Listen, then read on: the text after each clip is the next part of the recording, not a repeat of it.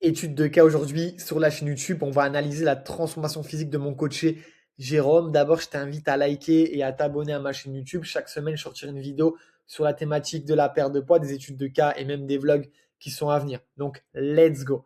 Donc, Jérôme, il est resté 4 mois avec moi et il a réussi à perdre 10 kilos.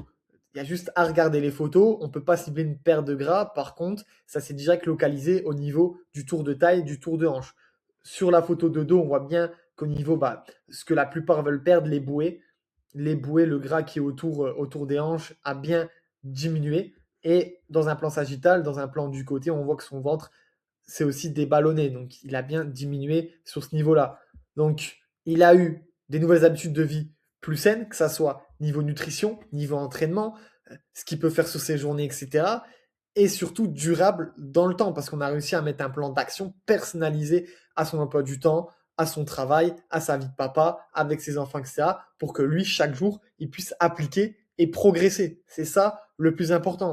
Et j'insiste vraiment dessus, quand tu prends un coaching, un accompagnement, t'es pas juste censé avoir un programme nutrition, un programme sportif. Tu dois être éduqué sur le sujet. Comment manger, comment bouger, venir casser aussi les préjugés autour de la perte de poids. Toutes ces choses-là qui sont super importantes pour qu'au final, tu comprennes ce que tu fais, t'adhères et que tu dises, OK, finalement, j'ai juste à faire ça le plus possible dans mes semaines, à appliquer chaque mois et à avancer tranquillement vers mon objectif. OK. Après, bien sûr, il y a toujours des points optimisés, mais avec lui, de base, c'était de remettre vraiment le point sur le i. Donc, dans cette vidéo, on va voir ensemble la stratégie qu'a appliquée Jérôme. Je vais t'expliquer sa roadmap, donc les différentes étapes par lesquelles on est passé, quelle activité physique on a mis en place avec lui, comment on a rééquilibré son quotidien niveau nutrition, niveau sport, niveau step, etc. Et aussi, plus important, comment on en est venu à les idées, comment on en est venu à casser ces idées reçues autour de la perte de poids. Donc moi, je t'invite vraiment à rester jusqu'à la fin parce que tu auras juste qu'à copier le plan d'action et à l'appliquer pour toi-même, ok? Donc, Jérôme, les problèmes qu'il avait avant son coaching.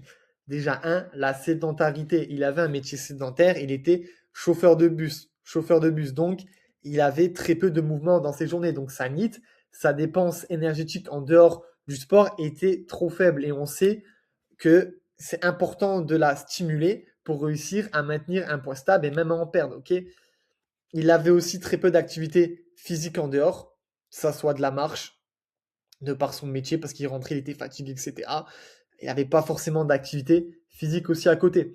Ce qui lui bloquait aussi, c'était le temps, enfin pas forcément le temps, mais plus l'organisation, de comment s'organiser avec son travail, avec ses enfants, etc. Et vraiment trouver le moment, le déclic pour, ok, je me reprends en main, je fais du sport, je mange mieux, etc. Ok, donc je l'ai dit précédemment, il n'avait pas forcément d'activité physique régulière, il faisait un peu de boxe, mais c'était par moment et c'était une à deux séances par semaine, c'était pas vraiment régulier. Et pour le coup, il a fait une prise de poids sur les dernières années pendant ces années, en fait, il n'avait pas encore eu le déclic. Il savait qu'il était dans une situation où il fallait qu'il bouge, mais il n'avait pas forcément le déclic et l'envie de le faire. Ok. Donc, comme je dis toujours, un surplus chaque jour, pas assez d'activité physique, de sport, pas assez de dépenses de marche, et tu manges plus, donc tu en viens à accumuler du gras au fil des mois et des années. Au bout d'un moment, tu te réveilles, tu regardes dans le miroir, j'ai pris du gras, maintenant il faut se bouger, ok. Et il avait un mode de vie assez décalé, donc une alimentation qui n'était pas forcément équilibrée. Vu qu'il fait les postes aussi, il avait un sommeil décalé et on sait que le sommeil pour la récupération, ça joue beaucoup sur des hormones comme la gréline, la leptine, l'hormone de la faim de la satiété. Et donc ça peut être une conséquence qui te fait que tu peux prendre du poids sur les années, ok. Et surtout, il avait peu de connaissances niveau nutrition entraînement, ce qui lui permettait pas de comprendre en fait comment il pouvait perdre du poids. Il savait pas forcément quelles actions faire, quoi mettre en place, et tout ça pour maintenir une régularité. Peut-être qu'il pouvait mettre quelques actions, mais finalement, il n'y avait pas de progrès, il n'était pas rassuré de ce qu'il faisait, donc au bout d'un moment, ça ne te motive pas, et donc tu lâches. Donc, peut-être que c'est également ton cas. Moi, j'offre des consultations offertes, on analyse tes problématiques, on analyse ta stratégie actuelle et ensuite on peut définir ensemble un plan d'action que tu peux mettre de ton côté. Je mets en lien dans la description un lien pour réserver la consultation, c'est sur mon calendrier, donc si tu en as besoin, n'hésite pas. Donc on commence avec sa roadmap. Donc on a défini ensemble ses objectifs pour les prochains mois. D'abord, Jérôme, quand il est venu me voir, il faisait environ 113 kilos.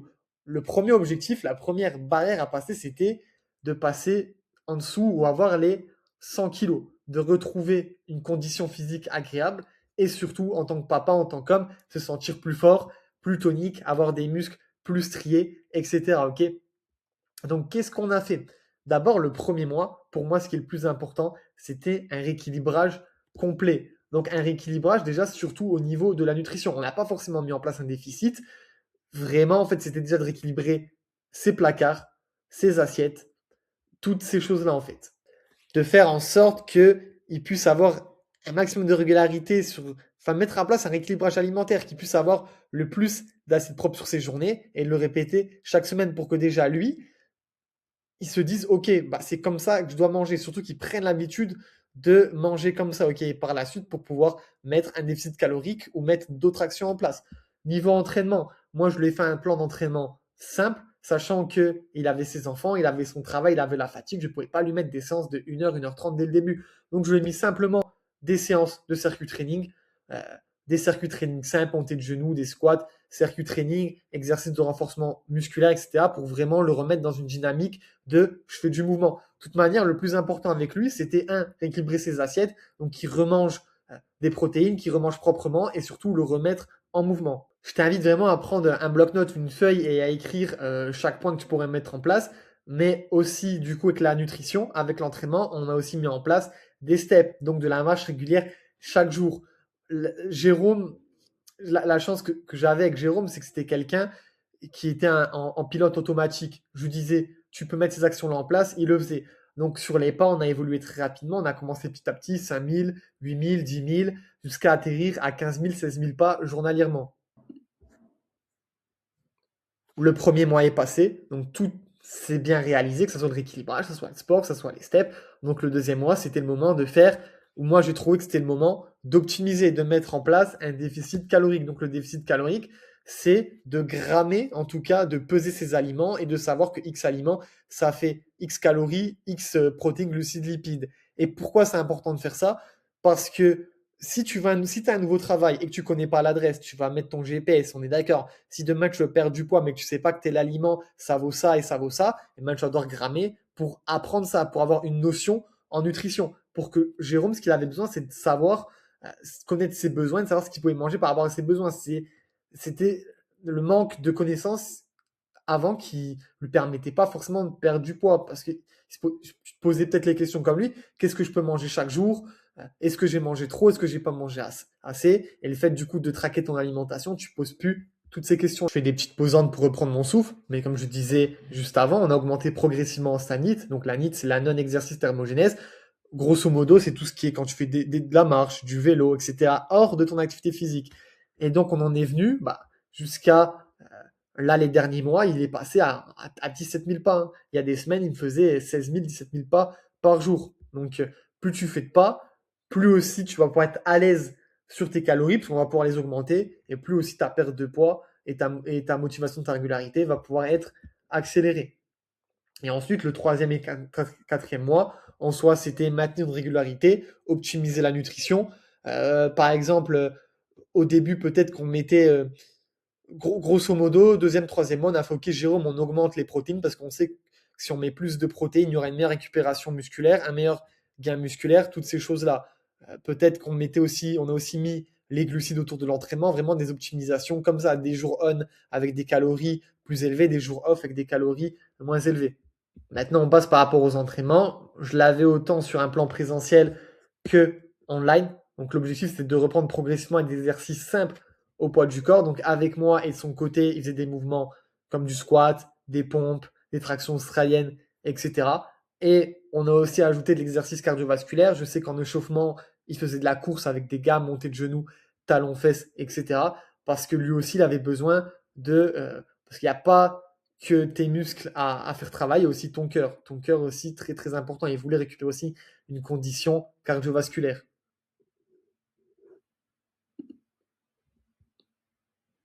Donc moi, je lui ai créé un plan d'entraînement de son côté qui soit adapté à son temps, à son niveau. C'était des séances simples, un corps de séance, tu peux les recopier. C'était 2 tours, 5 séries de 10 répétitions, 30 secondes de repos entre les exos, 1 minute entre chaque tour, des squats, des pompes. Tu peux te mettre en incliné sur les genoux si tu as du mal à les faire en classique. Des fentes air avec un appui pour avoir une meilleure stabilité, du Superman pour les lombaires et un exercice de gainage. Une autre séance, des jumping jacks, des burpees, des mountain climbers, squat, gainage planche. Là, c'était un format et même 10 minutes de travail. Donc aussi, j'essaie de varier un maximum les formats pour que lui, ça lui plaise et qu'il se dise pas, bon, chaque jour je fais la même, ça commence à me faire chier, quoi. Ok. Là, une autre séance, 3 tours, 20 secondes de repos entre les exercices, 1 minute de repos à la fin de chaque tour. Là, c'était plus un Tabata, accès cardio, burpees, squat, mountain climber et de la planche. Ok. L'objectif de tout ça, c'était d'adhérer, c'est que lui, ça lui plaise de faire ses séances, qu'il se pose pas trop de questions et surtout de gagner en régularité pour que de son côté, par la suite, tu puisses être autonome et aussi pour qu'il progresse. Parce que si juste tu fais le rééquilibrage alimentaire, mais qu'à côté, tu ne dépenses pas, tu fais pas des séances de sport, c'est dur de rester motivé. Tu as besoin de faire des séances, tu as besoin de bouger. Ça va te permettre de mieux avancer vers tes objectifs. Ok. Ensuite, niveau nutrition, il fallait lui réapprendre à manger équilibré, à mettre des repas avec des couleurs. En soi, le rééquilibrage alimentaire, pardon, c'est une assiette typique. C'est des protéines, des œufs, ça peut être des œufs, de la viande, du poisson, des protéines végétales, tofu, euh, des légumes, etc. Donc des œufs avec des glucides, du riz, des pommes de terre, des patates douces, des bananes plantains et des fibres. Donc des fibres, des légumes, des fruits, etc. C'était vraiment remettre une structure de cette manière-là, dans un premier temps, pour que lui, il prenne cette habitude-là, il mange équilibré. Donc qu'est-ce que ça lui a donné en soi? Moins de fatigue, il se réveille mieux le matin, moins de fatigue du coup dans la journée, et même quand tu rééquipes tes assiettes et que tu tiens ça sur 2, 3, une semaine, 2 semaines, mentalement, tu te sens beaucoup mieux. Donc, c'est les structures qu'on a mis en place avec lui. Aussi, comprendre l'importance de ses choix alimentaires parce que quand tu veux perdre du poids, tu dois manger moins que tes besoins. C'est la balance énergétique. Et si tu manges tout et n'importe quoi, ce qui peut arriver, c'est qu'en plein milieu de la journée, tu es trop faim. Donc, on favorisait les aliments avec du volume, comme les pommes de terre, comme les pâtes complètes, comme les légumes, riches en fibres, qui va te permettre vraiment de remplir ton transit et de maintenir une bonne satiété jusqu'au prochain repas. Comment composer efficacement une assiette aussi, si son objectif de perdre des poids, c'est ce qu'on a vu, c'est ce que je disais aussi préalablement. Pourquoi le déficit calorique? Donc, il fallait aussi que je lui explique pourquoi mettre en place un déficit calorique, comment ça fonctionne, comment une perte de poids s'opère, etc. Et pour ça, moi, dans mon accompagnement, j'ai un Notion avec une partie éducative qui t'apprend à traquer tes aliments, apprendre à utiliser une application de tracking ChatGPT, MyFitnessPal, estimer tes portions à l'œil nu, traquer en extérieur, faire les meilleurs choix alimentaires, optimiser son volume alimentaire en perte de poids. Et en fait, tous ces points-là lui permettent d'être autonome et de se débrouiller par la suite. Du coup, en me sollicitant le moins possible. Moi, je donne des plans, je te forme et ensuite je te motive. Je m'assure que tu mets bien les actions en place, que tu progresses et si tu stagnes, tu bloques, on voit ensemble ce qu'on peut mettre en place ou ce qui va pas, ok? Donc vraiment, c'était apprendre à ajuster son déficit, son alimentation selon la situation parce que par la suite, on l'a mis en déficit. Donc c'était à lui. Moi, je lui ai fait des repas types, mais il préférait être en format hybride, pouvoir manger par rapport à ce qu'il y a dans son frigo, etc. Donc là, il fallait qu'il apprenne, qu'il prenne le temps d'ajuster son déficit selon la situation. Est-ce qu'il mange dehors avec ses enfants? Parce que du coup, le truc, c'était qu'il avait des enfants, il sort au restaurant, etc. Donc moi, je lui ai appris à déculpabiliser par rapport à ça et peut-être à rentrer son restaurant, à rentrer ses plaisirs dans ses besoins pour qu'il continue à progresser. Et tout ça encore, ça lui permet d'adhérer au mieux chaque jour, de rentrer ses plaisirs, de pas se dire bah, je suis en perte de poids, je suis là pour souffrir, parce que beaucoup de personnes pensent que la perte de poids égale régime, alors qu'il faut juste revoir la méthode, ok? Ensuite, on a déconstruit les préjugés, donc les préjugés autour de la perte de poids. Euh, c'est super important. Par exemple, est-ce qu'il y a des aliments types pour faire maigrir? Le gras, le sucre, est-ce que ce sont des ennemis? Et une fois qu'en fait toutes ces choses-là sont comprises, une fois que tu comprends qu'en fait la dose, le poison est dans la dose, que le gras, le sucre ne te fait pas forcément grossir, c'est plus tes besoins sur chaque jour si tu les dépasses. Donc, je tourne à 2000 calories, je suis à 2100 sur plus de 100 calories ces calories-là vont être stockées en gras, ok? Donc, vont être stockées dans tes tissus adipeux au niveau de ton corps, ok? Surtout si tes stocks de glycogène. Donc, tu as des stocks de glycogène au niveau de ton foie, aussi au niveau des muscles. Une fois que c'est plein, ton corps doit les stocker dans un endroit. Et si tu ne te dépenses pas d'activité physique, pas de marche, etc., bah, tu stockes. C'est comme ça que tu prends du poids au fur et à mesure des mois, ok? En tout cas, je voulais juste ajouter ça. C'est les premières vidéos que je fais. Donc, je pense qu'au fur et à mesure, je serai de plus en plus à l'aise. Donc, des fois, il y a quelques bégaiements, etc. Mais ça s'améliorera, ok. Donc voilà, l'objectif, c'était qu'ils comprennent mieux pour mieux appliquer. Parce que si tu fais quelque chose et que tu comprends pas pourquoi, et que tu progresses pas, et ben, au bout d'un moment, tu vas lâcher en fait, ok? Donc, c'était le plan d'action qu'on a appliqué, que j'ai appliqué avec Jérôme et que tu peux faire de ton côté. Donc, moi, c'est sûr et certain que si tu appliques ces actions, tu vas pouvoir progresser comme eux. Et il n'y a aucun doute là-dessus. OK? Il faut que tu saches que le plus important dans une perte de poids, c'est la régularité. Si tu as 10, 15, 20 kilos à perdre, c'est un marathon. 6 mois, un an. Vise sur le long terme. Il ne faut pas que tu te dises, OK, là, je commence ma perte de poids, 4 séances cardio, 3 séances muscu, je mange que du pain, je mange que des légumes, je mange un œuf. Non, ça, tu ne tiendras pas. Tu l'as déjà essayé. Au bout de 2 semaines, tu craques. Là, il faut que tu mettes comme on a vu que Jérôme, des actions simples à répéter chaque jour et à maintenir une régularité. Si sur une semaine, sur 7 jours, tu as 3 jours de déficit, tu as deux séances, c'est bien. La semaine d'après, tu essayes de faire mieux. Par contre, si tu donnes tout la semaine 1 et la semaine 2, 3, tu n'as plus rien, compliqué de revenir dedans et de progresser.